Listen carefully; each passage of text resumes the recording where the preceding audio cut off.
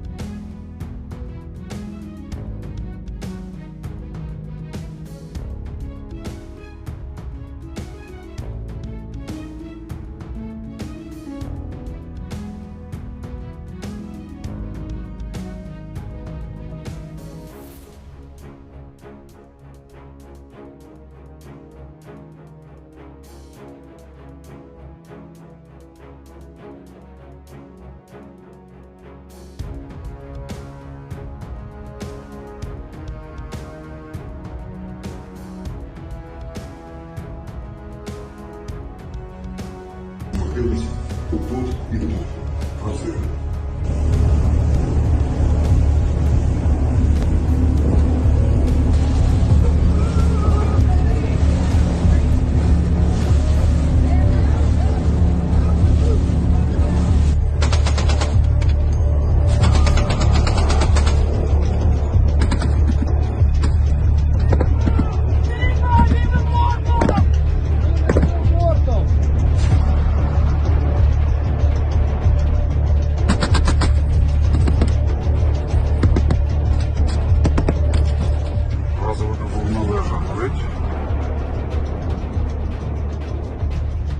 Спецпризначенці Державної прикордонної служби у складі Сил оборони України повністю контролюють частину газовидобувних веж в акваторії Чорного моря. І ми чітко розуміємо, навколо нас наше море, під ним наші надра, і вони належать тільки Україні і її народові.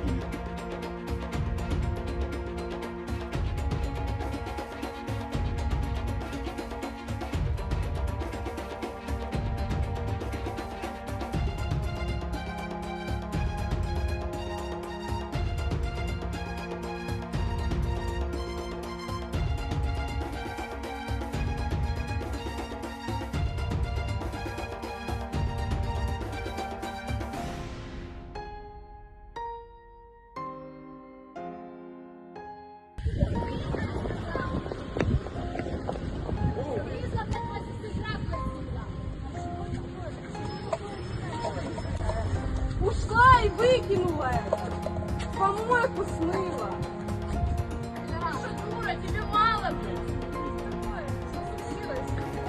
наркомана.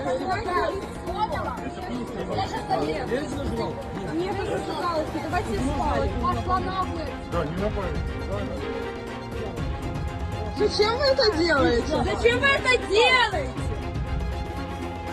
Ты в спальне падаешь, съебалась. С кем? С тобой как мы разговариваем? Ты еще человеком являешься? Вони дітей вбивають, ти тут тряпку це вішаєш. Ти тварь. Коли би лучше дома помила? Знаєм, блядь. Полчаса назад був прильот, людина загинула від чиєї ракети, вилізла отсюда нахуй.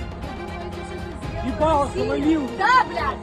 Ты это пошла отсюда, бо сейчас будемо гранір.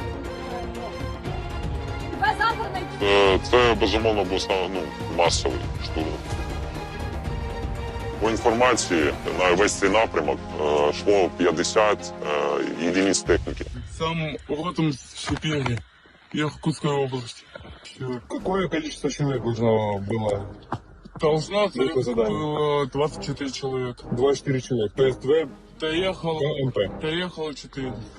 Доехало 14. Вторую паху. Сколько вас выжило, как ты думаешь? Не знаю.